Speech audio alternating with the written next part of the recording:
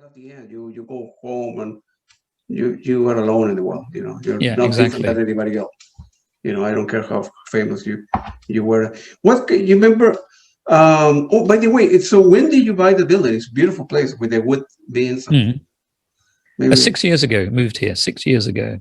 Yeah, it was very expensive. Don't mention the amount. No. It's if you compare it to, I wanted to stay in London, and this is half the price of a flat in London. So an apartment with one bedroom in London is more expensive, is double the price of this entire building. It's absurd. This in London, I had it priced, would be about £6 million in London, to give you an idea of the kind of cost.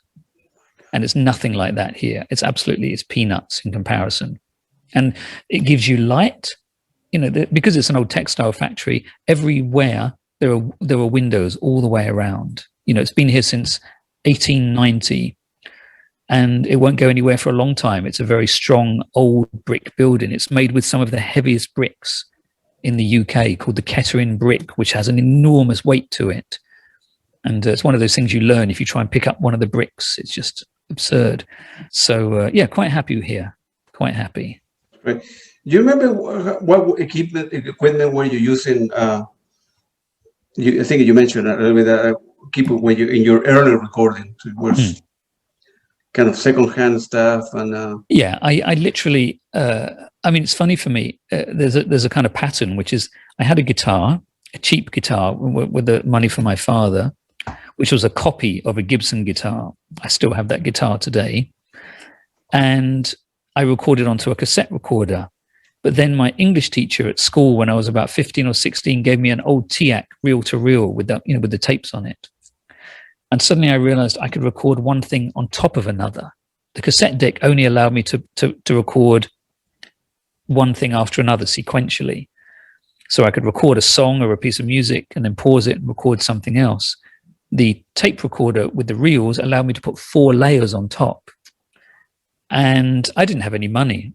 I had a Saturday job working in a library where I earned £11, which in today's money is probably like $20 or something for the day.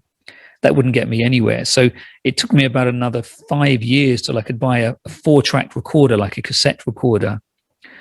And I bought that. I still have that machine today. I still used it on a project last year. And over the years, just managed to acquire different things, but largely held on to most of the stuff. So, the interesting thing is the value of these things goes up. You buy them for peanuts at the time, some of them, it feels like, and then the value of them suddenly it becomes rare, or it becomes trendy and fashionable. So I still have most of that old equipment. And I sold a few things in the 80s because I got a computer and thought I don't need all this, but the rest of the stuff I've still got. And to this day, I've got a combination of new electronic stuff, old things. I've got 3 guitars, a Fender Strat, all kinds of stuff. So I have a good toy shop in a way here. I can sit and play the guitar. I've got drums. I don't have a bass, but I can emulate the bass. I can be a whole band here. And that's the wonder with technology today. You can actually be the band. In the past, it really was just a solo artist. I have a cassette that says on the front of the cassette, do not listen to this tape unless nuclear war is declared. And I hand wrote this because it's so bad. It's me singing songs at the age of 15 when I wanted to be a kind of like Bob Dylan or something like this. It's truly awful, really awful. But that's for another. People can listen to that when I'm gone. I won't have to be ashamed and embarrassed by it. And they will declare me a genius songwriter at the age of 14 or something, probably. I don't think so. I'm joking. That's not going to happen. Yeah. Bob Dylan, he's the lyrics. It's another character now we talk about Bob Dylan. He ended up winning the Nobel Prize in Literature, and he said, amazing. I don't need this stuff, Yeah. Give it to me, but it's weird that it's very strange that somebody winning an award like that would not receive it. But the guy was he's a character. Yeah. Character. What do you think the evolution of technology has affected in terms of your creativity? Right now, you with a powerful computer, you can create an orchestra. You can do. You don't need a studio. You don't need to hire a recording engineer. You can do pretty much on your own, something you couldn't do, I don't know, 10 years ago. How this affected your music, your creative process, the type of music, right? Yeah, it's a good question. I mean, in many ways, what I try and do is keep in mind how I began, which is, if you use a computer, you can just keep adding and adding. It's like baking a cake. You can keep adding ingredients, but in the end, it doesn't have any distinctive flavor. It's just everything, and it's a big mush. It's a big mess. So I realized quite early on that what's important is to, I'm just going to move my phone because it keeps vibrating. What's very important is to maintain your voice, and by this, I mean, if I were to play you now 3 tracks, if I played you a Rolling Stones track, a Pink Floyd track, and Led Zeppelin, in a very short time, probably less than 5 seconds, you'd be able to recognize which band it was. And yet they're all using guitars, bass, and drums. They're all using the same instruments that Radiohead use. If I was to play you Radiohead and Led Zeppelin, you would immediately probably recognize that sound. To me, that's what's remarkable with technology. No matter what we have, people are still able to have a voice on it. Look at the piano. You can see an instrument like the piano that's been around for many, many years now. But you can still recognize a Chopin piece against an Eric Satie piece, against a Max Richter piece today. It's really interesting, or Philip Glass, or whoever it may be. So what I try and maintain with the technology I have is not to overcook, in a way. It allows me to do a lot, but it can also be paralyzing if you have everything. It's like really being in a toy room with too many toys, and you want to play with this one for 2 minutes, but then you want to play with this one, and then you're an unhappy child and you're crying, wanting your mother. So I don't want that scenario. So I'm always very disciplined when I record things. I mean, I find it quite amusing. I buy music magazines on production and so on, and there was an interview with the band Muse. So this British band, and they said, for our next record, we are going back to basics. We're going to return to how we began, with the really, just the raw detail, just the guitar, the drums, the vocals. And they showed an image of one of a screen grab of the arrangement, and they had over 90 tracks in the session. So if you imagine, in the 50s or so, when artists were recording, they were all in the room at the same time, and they were placed at the right distance from the microphones and the speakers, so it felt like it was unified. When you see a band, it's like that on stage. But over the years, music technology, particularly in the 60s, moved to being able to record the guitarists separately, then the drums separately, this kind of thing. And it reached a point today where you just don't stop. You just keep layering and layering the stuff on. And I've always been a reductionist. I've always been somebody, if I've done production for bands or mixing, I tend to keep removing things. A bit like that game with all the sticks. And you have to keep removing them and seeing, you don't want it to collapse. The loser is the one when the thing collapses. And I like to think, how far can you go with the production and keep removing things? And if you listen to it, you listen to a band like, Led Zeppelin is a good example. The early records in the late 60s, and this kind of dirty blues. And later on, they had much more production around them, up until In Through the Outdoor, the kind of final album. But still really raw. They weren't overcooked, and what they worked on were those sounds with that band. They really worked on how those drums would be recorded. And to this day, you can still recognize a John Bonham drum sound. It's been sampled so much. Everybody recognizes that sound because it was so distinctive. You have a band like the British band Joy Division, who are able to have a producer in the studio that helped them develop this very distinctive sound, the way the drums are, this very tight percussive sound, and the way the bass is kind of grinding through the low end of it beautifully. To me, that's really, again, the magic of music and how people use things. So no matter what technology I have or others, you mustn't forget it needs to be about you and your voice. Otherwise it's lost, and nobody wants to eat that cake. Like you mentioned, a good metaphor would be like a layer, right? Like a cake with a layer, right? So the ingredients are are there, but it's mixing the whole thing. So you cannot. I listen to a stuff, and this is not Pink Floyd. It's not or Robin, or No. basic simplicity. If we can use the word simplicity, it's very, very, I don't know, powerful. And when you start removing until the kind of in the game that you mentioned, the bridge collapse, right? And then you say, well, now go back, right? So yeah, exactly. Before I removed the last 4 sticks, right, in the particular game, everything was wonderful. And it's very difficult to embrace simplicity because it takes a lot of effort, Like you mentioned, in Avaleo, you have done so much stuff, man.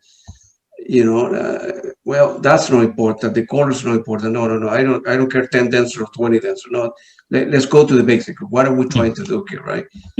Then you start adding more stuff, and it doesn't go anywhere. Maybe the added value is 5% more.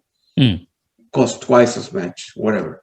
I don't need 20 dance. I need 10, and the music for 10 is going to be like that. And I don't worry about the color, the choreography or whatever you're trying to do. And it's going back to the basic. It's a lot of work. Being simplistic. It takes discipline. It takes discipline. Yeah. Like with all things in life, it takes discipline. It's a beautiful thing. You mentioned Philip Glass, man. Oh man, the guy's a hero of mine too. There's so many great music. Do you like Glenn Gould, for example? Sorry, Glenn Gould. Gould, the piano player? Absolutely, yeah. The guy was another big genius guy. And I loved his kind of radio productions he made. Actually, were very inspiring. I found when he made these kind of pieces, all about the kind of a character of a country and everything, were just magnificent. The radio pieces. But yeah, he was a very controversial figure as well. Yeah, he had stopped touring. I think he moved to Canada. Yeah. And the wilderness. He didn't want to talk to people. And at the end, he gave fortune to Human Cruelty Society and the Red Cross. I don't know. It's another amazing people, people that can start. And so at the beginning, were you influenced by other musicians or purely kind of experimenting on your own? You knew obviously when you were younger, Brian Eno was around, Philip Glass was around, Tangerine Dream probably was. You knew that Robin's music was rock and roll, right? It wasn't, let's say, it was more film related, a little bit of soundtrack, different things. And what were you influencing, or were you influenced by other people, or pretty much you kind of experimented on your own? And excuse me, I was listening to a lot of that music. I was listening to all that kind of work. I was listening to Eno, I was listening to Tangerine Dream and Vangelis and all this weird electronic stuff and rock and roll and all sorts. I think it's inevitable that it feeds into who you are and how you think and what kind of music you make. I listened to a lot of progressive rock at that time. I remember listening to everything from Genesis and Yes. I went to an all-boys grammar school, and in the UK, the most common music you listened to was progressive rock in the 70s. It was like almost part of your education. You had to listen to it, And at the same time, I kind of rebelled against that. So, I liked the kind of aggression and surprise of punk music. I liked the format of 2 minutes long pieces. I liked the concept of you taking control. On one side, you had Pink Floyd, which was seen like a dinosaur to many people, who were working with the big old-fashioned record labels. On the other side, you had someone in your street releasing a 7-inch record and selling 20,000 copies of it and hand printing the cover.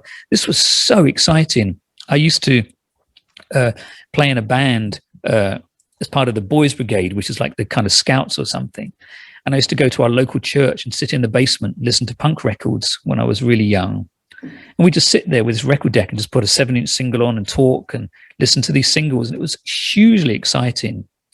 And I remember being really inspired by all these bands like Devo and so on. It was a completely different world to the world that I'd hear on the radio. And, for people, it's important to remember that there wasn't access to lots of this stuff, other stuff that we could easily find today. You couldn't just find Glenn Gould or Harry Parch or whoever these figures are. You had to very actively go out and find this, or read a book about music and then read these names and think, let me check this one out. And that's what I did. I would read books, borrow them from the library, and find out about other musicians, and then borrow cassettes from the library to listen to them.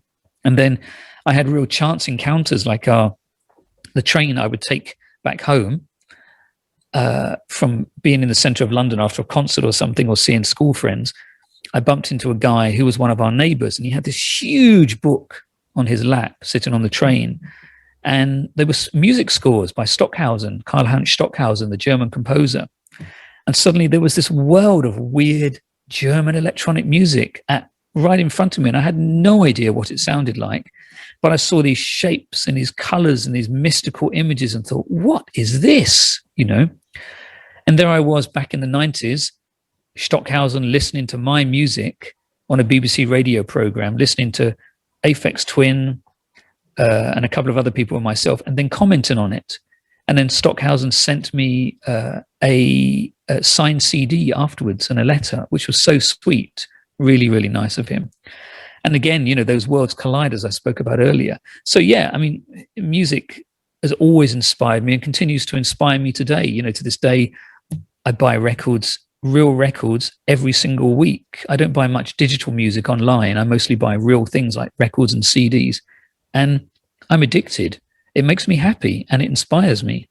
Yeah, that's a great answer. Yeah, I buy a lot of stuff. I mean, I want physical thing, right? I can read, I don't know, Shakespeare, PDF downloaded from the web, right?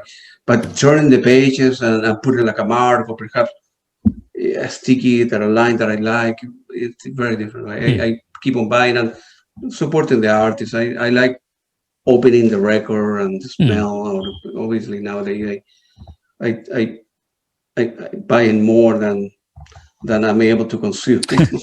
But it's a beautiful thing. And looking at the picture nowadays, people, the young kids in the 20s or 15, 20 years old, download stuff. They go listen 10 seconds to a song, next. They don't know who the band is. They don't look at the pictures. It's a crazy world that we live in. I was looking at the output and the amount of the stuff you have done, man. You were very, very prolific, and your stuff are very different from one another. What's the motivation? What goes to Robin head in the morning about, I would like to try this, or I want to do that? How the output, the amount that you have is it's unbelievable. What's the inner motivation for Robin to keep on making great stuff and not repeating? I think because I can do it. I have no greater ambition. I mean, every single day, not the weekend, I always take the weekend off, but Monday to Friday, I'm here in the studio every day, working on a combination of administration, emails, contracts, whatever it may be, and then creating in the studio. If there isn't a deadline, I'm just writing music, and I have an enormous wealth of stuff. I mean, over lockdown, I think there are 8 full-length albums completed. As I say, everything from an album with a friend of mine from Melbourne, Australia, called Dave Graney, who used to have a band called the Moodists in the 80s. And Dave was very much connected to Nick Cave and the Go-Betweens and this whole big Australian music scene. And we made a record, which is kind of like a blues record meets underworld. It's kind of like sort of techno, ambient oriented blues music. We made that. Made another album with a friend of mine in Richmond, Virginia, where we basically made kind of like 1980s shoegazing music where I play drums and bass, he plays guitar, and it's this kind of grinding, propulsive music, a bit like the band Stereo Lab or Noi or something like that. I wrote a film soundtrack. It just goes on. I mean, it's completely absurd. I don't stop, and I have no intention of stopping, and it's not to drown the world in music, but I also like to challenge myself. I like to see what else I can do. I made a couple of song releases last year, which I've never done in my life. Like there was an EP on Bandcamp with me singing. I've never done that, singing songs with quite epic arrangements with a friend of mine from the Netherlands called Michel Banabilla. And he's a very talented guy. And we made the song EP, and actually it turned out really well. And I thought, maybe I should make a song album. Maybe I should try and explore that idea and actually do this. So that's a possibility for the future. There's no greater ambition. It's never been about making money as such, because they don't make much money, these things anyway. So it doesn't matter about that. But I suppose it's like any creative. You make this work and you want to share it with the world, and I'm always surprised that people enjoy it. People come back and enjoy it. And it doesn't mean that everybody has to like everything that I do, because it goes all over the place, but there's no harm in it. It keeps me out of trouble, as my mother would say, it keeps you out of trouble. And it makes me happy, number one. Isn't that the most important thing, that you're happy? I so enjoy being in the studio and making work. It's an absolute joy.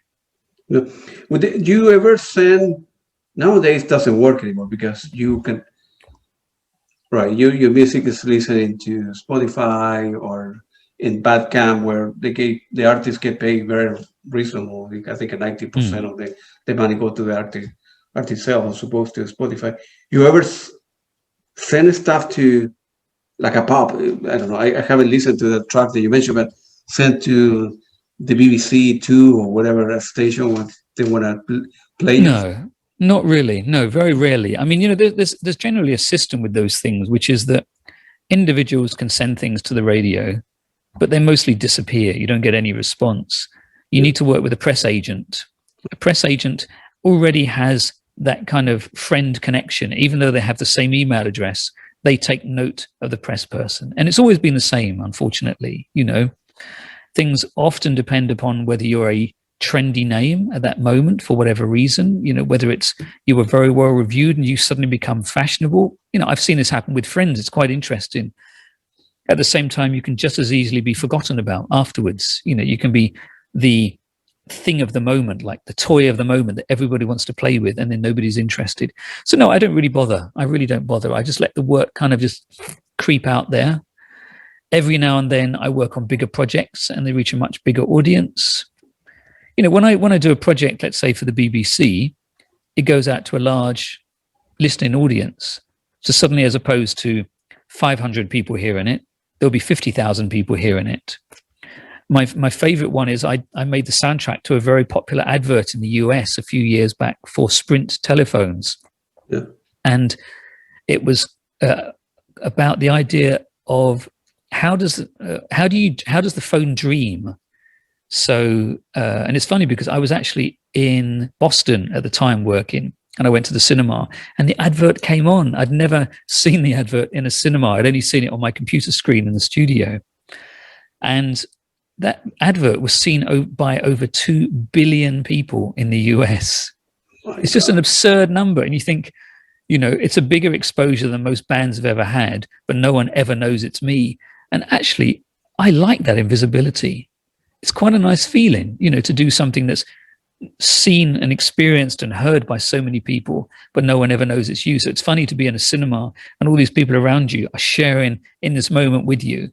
And I know every detail of how this thing was made right in front of you, but they don't know it was me.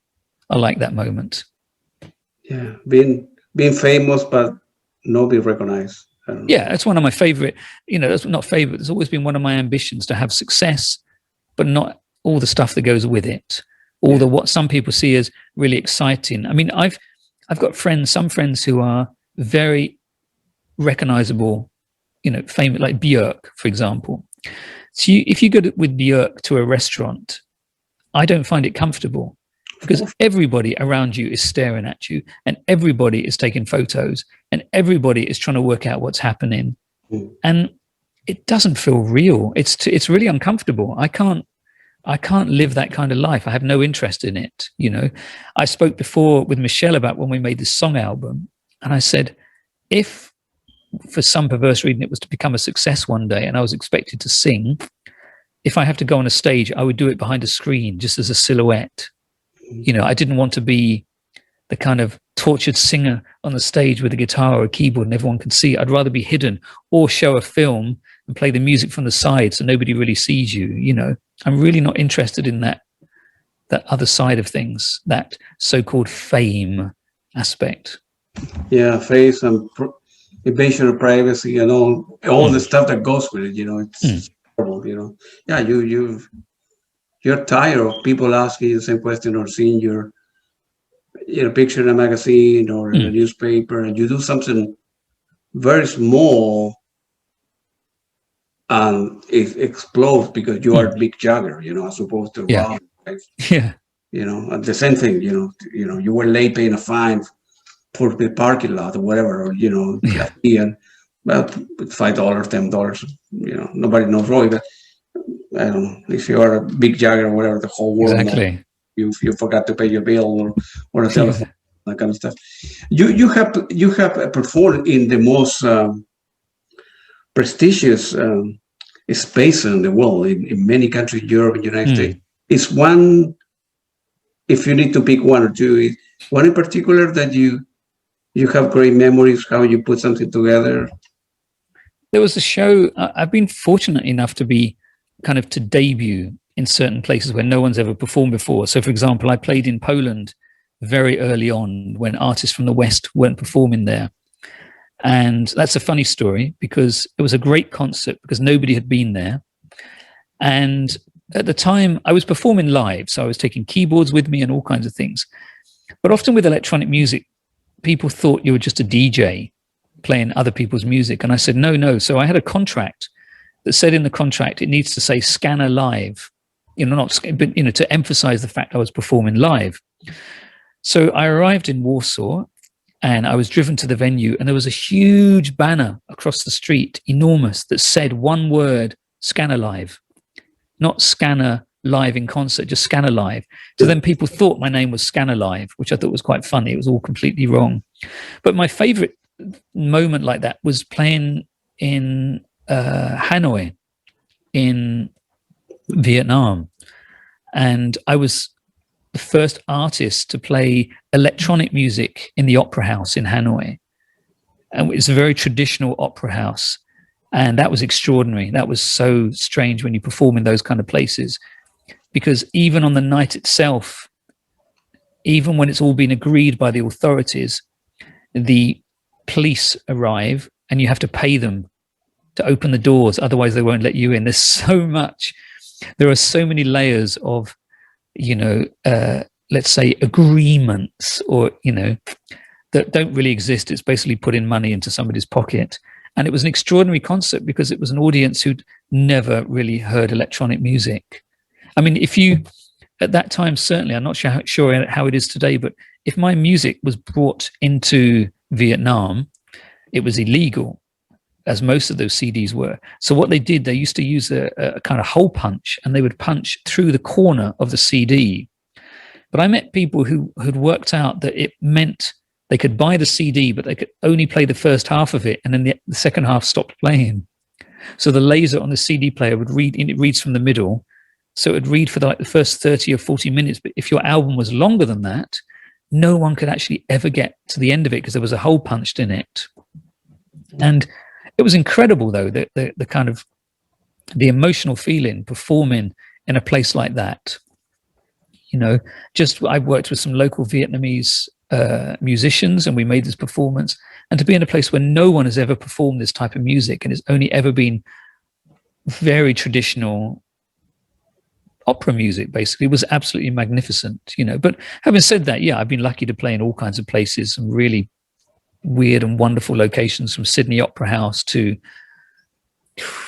wherever, Museum of Modern Art in San Francisco and so on. Wow, it's amazing. Amazing. And also I read that you have scored, I think, over 75 contemporary dance production, right? Feel free to elaborate on that. That's an open. Yeah, that's the one thing that has been a consistent thing in my life since 1996, 97, when I made my first dance piece. It's the one thing I do every single year, almost, at least 1 to sort of 5 dance scores. And I'm working on one now, and I have another one later this year. So it's at least 2 more for this year. In terms of lockdown times, at least 2 more are currently running. And they're great because, the thing to remember about dance is that the audience are not coming for the music. They're coming to see the dance. They're coming for the performance. So actually, you can get away with a lot more. You can be much more experimental. So, you know, there's a choreographer called Merce Cunningham, no longer around, American choreographer. And it's worth looking for because he worked with Radiohead. He worked with Sigur Rós. And they both made absolutely amazing pieces. And I worked with Cunningham some years ago. And it was such a magical experience, you know, making this work with somebody who's a kind of legend in their lifetime to an audience of like 3,000 people a night is absolutely fantastic. And I like it because also it's one of the only times I can be in the audience if I'm not performing live. So I can sit in the audience and experience it the same way the audience is. So, you know, the music starts and the performers come on stage. So I can kind of judge it myself, which I generally wouldn't have an opportunity to do. Yeah. Wow. Yeah. Yeah, it's great. Yeah. So if you're not performing, yeah, it's unbelievable, man. You have collaborated, and you mentioned so many names there.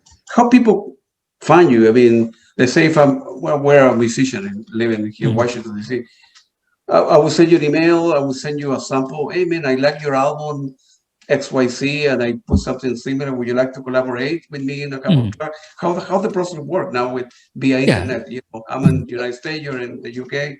Yeah, how people contact one another. I have a website. People send messages. I mean, it's quite simple. In the past, it used to be faxes. I used to receive faxes and letters in the post. I still receive quite a lot of invitations for such things. I mean, you know, the important thing is I will not make decisions financially. You know, I will not decide upon a project or a collaboration simply because of money, you know, because just because somebody's willing to pay you a lot of money doesn't mean it's going to be a good project by any means, you know, and because if somebody has no money, but I think it's a really great project, I might work on it. I mean, I particularly like educational things. Somebody wrote to me yesterday and said, there's a track of yours I really like a long piece, and I'm working with young people in dance in the UK. I would love to use it. How do I get permission for it? And I just gave him the rights to it. I said, look, you know, you're not selling this. You're not making money yourself. Please use it, you know. And I try and do that in all those scenarios. But in terms of collaboration, a lot of the time it's just bumping into people and seeing people. You know, you go out to something, you see someone, you talk about something, and you think, hey, why don't we do something? You know, and over the years, over sort of 26 plus years, I've met a lot of people. And every now and then you have this conversation, you think, isn't it time we did something? Shouldn't we make something now? And you just do it. You know, it's easy. It's really easy. It's like, you know, do you want to come round to dinner? Okay. It takes a little bit longer than a dinner, but it's still fun to do. Yeah.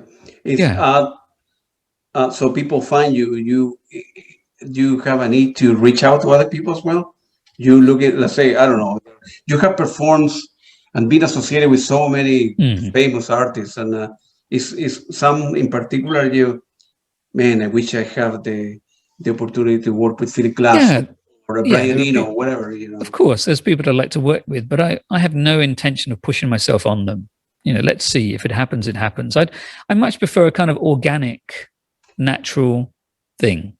You know, if I'm sitting there talking to somebody and they say, I remember when I met Peter Gabriel years ago, and one of the first things he did was give me his phone number and say, look, give me a call. I've really enjoyed talking to you. Let's, you know, stay in touch. And I thought, this is extraordinary. You know, we don't really know each other that well, but here I am. I've got his home number, and, you know, why don't I give him a call? But I'm never going to force myself on people. I want it to feel comfortable and natural. You know, I don't want to feel like I'm one of those guys in a bar and you're going up to a girl and giving them your phone number or something like that. You know, I'd much rather things just follow through. And I've got a list already of about, can I see it here? I've got a list of projects that I want to finish and complete. I have it here. And there are, I don't know how many, like 2, 4, 6, 8, 10, 12. There's about 40 just ideas of mine for projects I want to do. And that's beyond other people saying, do you want to do this project? Yeah, there's a lot. I shouldn't look at this. I'm going to close that. I'm not going to look at the list. It's too intimidating. Yeah. My God, man. 40. Well, yeah. And then, well, obviously you cannot do all of them, but the priorities well, I know we want to break even, we don't make it, but it's something important like the school. Yeah. Kids in a poor neighborhood will enjoy my music. I don't give any money. Yeah, you work out a balance. You work a balance out. And I don't want for money. I really haven't had much of an income, but I'm not broke, so I'm okay. Yeah. I'm not poor, so I can go to the cinema if I want to. I can do the things, but I don't need to be. What does rich mean to me? Or it's. We spoke about money earlier, not to engage in it too much, but it enables things to happen. It can help you do things. If your car is broken, it means you can get it fixed, for example. If you don't have that money, that's a bit grim if it's your only means of transportation and you can't get to your job or to see your children or whatever it may be. But I have enough to be living with. I'm not, but I don't need to be a multi-millionaire by any means. And I read stories about people who are very successful. I mean, it made me sad quite last year. There's a singer, British singer. I'm trying to think of her name. Saw her live a couple of years ago. And she's very successful here, but she had to move home and go and live back with her parents because she didn't have any money. Because she's an artist who just survives by touring. And that's how she makes money. And you think, that's grim that the pandemic led to that situation, that you're literally sleeping in your childhood bedroom again because you're not making any money. And you hear terrible stories about artists, particularly being caught in situations with contracts that they're just locked up for years. They don't make any money. I look after everything myself. And so I know where I am and, I can take care of it. So, and I'm disciplined and neat and tidy about things. So I know I'm professional. So I tend to get back. I could have ignored you when you emailed me. I could just ignore that. And that you write to people. Lots of people never respond to you. Yeah, many. Why would I not do that? I thought I support you. You support everybody. It's all part of a bigger picture. It's no harm given a couple of hours to you to support you. That doesn't take anything out of my pocket particularly. Yeah. And in the bigger picture, if our world was more like that and people actually gave time to others, we'd be in a much more balanced world, but unfortunately we're not, and people tend to end up rather greedy, and those with money end up even greedier as we recognize. Yeah. So like you mentioned, right? There are people reply to you, there are people that never reply to you, and there are people that say reply and say, no, I cannot do it. I'm in the middle of a project, ping me again in 3 months from now. And some of the famous people, like I would love to interview Peter Gabriel and then Philip Glass and I don't know, Robert Fripp. And there are many layers. Maybe Robert Fripp, if I walk down the street, hey, your radio's free, you own your own music, you play great music. Yeah, why not? I wouldn't, there are many layers in between me sending email to Robert Fripp. So Robert Fripp, I've never seen my email. It's not that guy or, unpleasant person or whatever. Maybe he's, I don't know.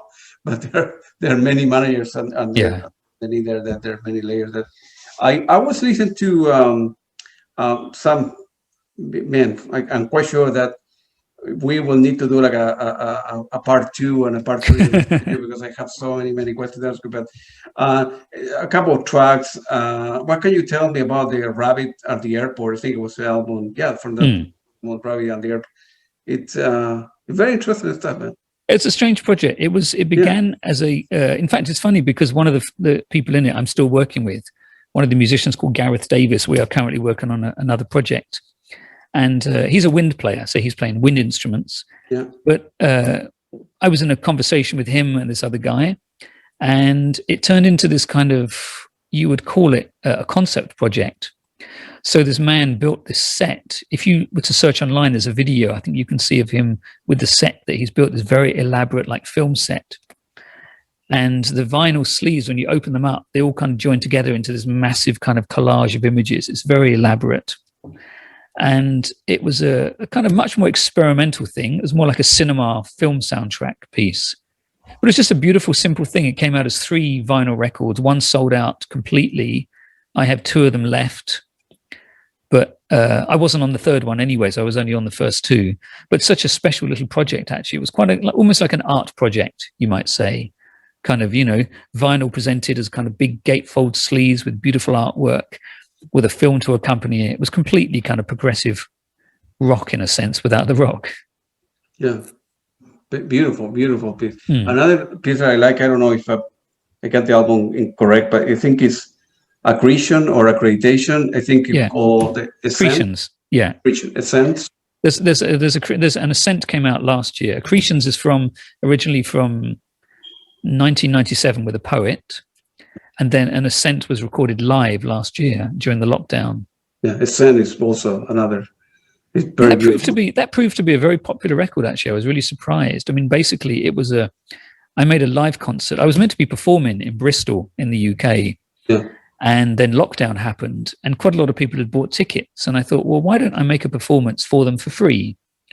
So at the same hour, I was meant to be performing in Bristol at 5:00 in the afternoon because it was a festival. I performed here from my studio for free, and something like 1,000 people or so tuned into it, which was amazing. And a guy was watching it who runs a label, and he said, I really love this. Maybe you could make a record for my label with the same kind of material. So then everything was set up.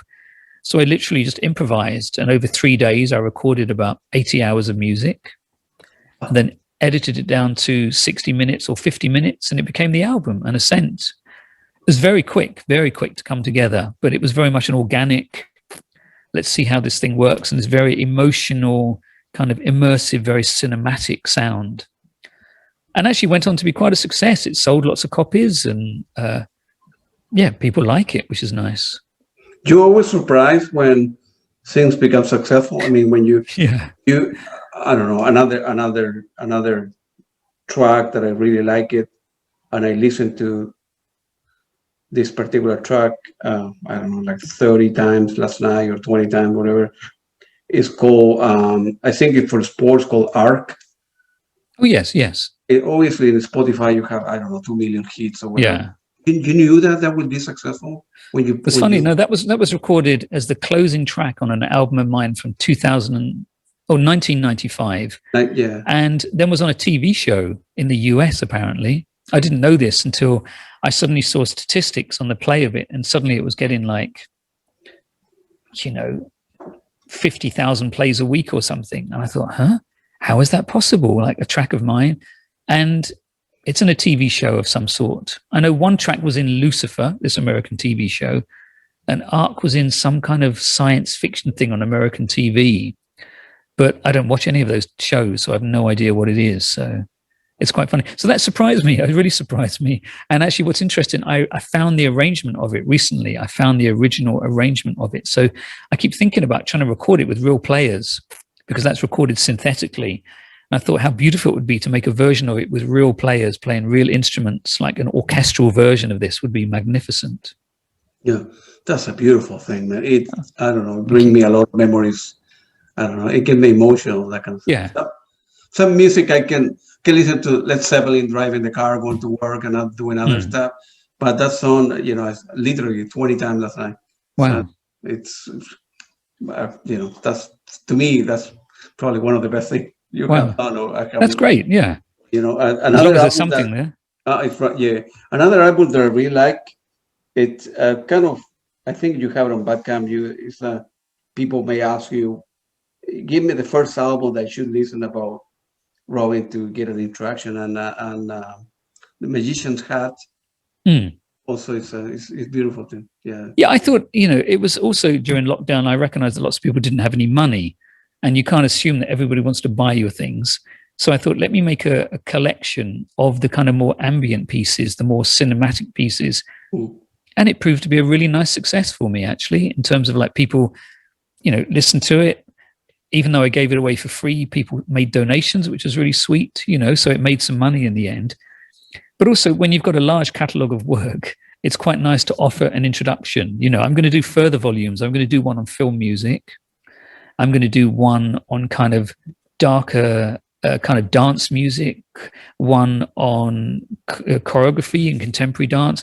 Do a series of them and make them all free. Because in some ways, it hopefully introduces people to these fields of work of mine that they might not know, because there are a lot of albums and there's no reason that anybody should know or like them all, but nor is there time ever. So if you can make choices for them, it can help. And I'm probably the best person to make those choices. And then you say, name your own price. I don't know, some people don't give anything, but I Yeah. think the majority of people give, I don't know, $3 or $5 or whatever. If they give 50 cents, it's amazing. I always think, if they give something, at least they're not taking it for nothing. I think if every listener took it for $1, I'd be really rich, but it doesn't work like that, unfortunately. Yeah. But it's still a great system. I mean, I cannot criticize Bandcamp. They're fantastic. Well, as opposed to Spotify, I think you get paid 600 of a dollar, I don't know, 6 cents or no. Yeah, not even 6 cents of a dollar for it. It's not worth considering, really. It's not. I mean, my music is there merely as a means of saying you can have a listen to it here. It's really just exposure for people, and it appears in playlists and so on. I don't consider it any way of trying to make money, but Bandcamp, actually, you can make a reasonable living on. Yeah. For me, I use Spotify to a way to get artists. I'm always looking for the next thing. Absolutely, I have that much, but I'm always looking for a different thing, a new, David Sylvian or a new, Philip Glass or whatever. By the way, you know David Sylvian? I've got lots of friends who know David. A friend of mine, Russell, made lots of his artwork, Russell Mills, over the years. So Russell does artwork for David, makes it for 9 Inch Nails, all kinds of people. So I know lots of stories about David. I'm good friends with Richard Barbieri, who was the keyboardist from Japan. Really nice guy. Yeah. I love David music. I know he's very reclusive and he doesn't work anymore. I don't. You need to respect people's privacy, but it's like I don't know. Maybe I should use the word shame that people like consumer cannot, can see him live and never seen him live. And I would love to, of course, I interview him and stuff like that would mean a lot to me. And I'll probably get a cup of coffee with the guy. And, some people, they don't want to do it anymore. They don't want to, whatever. They have the reason, like Glenn Gould, right? Disappeared in northern Canada. And, it's great for him, not good for society, I suppose. And most of your stuff, I only have another 3 questions left. Are you most of your stuff are on vinyl as well in Bandcamp? You can buy both CD, digital, and there's vinyl and CD. Yeah, one of the problems at the moment is you might not be aware. You've heard of this thing called Record Store Day, I presume. What it's done is caused a huge blockage in the kind of channels of people making vinyl. So I, for this year, had 6 vinyl releases set up, but you can't get them made because all the factories are committed to working with, all these kind of reissue things for Record Store Day. And I've got lots of friends in the same position who basically just can't release vinyl this year. The earliest you can book at this moment is 2022 for releases. So it's really frustrating. Yeah, it's really frustrating. And where we are in the UK, there is only one vinyl plant. The others are in Poland and other places, and one in Germany, I think. So it's very hard to get vinyl made. And the major record companies have the monopoly.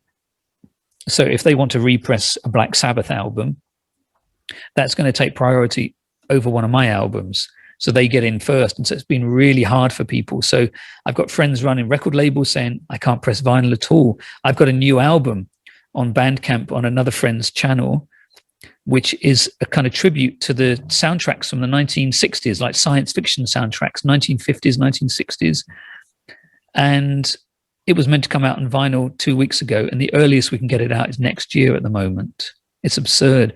So what you find on Bandcamp is what I have left. I pressed a record late last year called The Signal of a Signal of a Signal, which is a picture disc.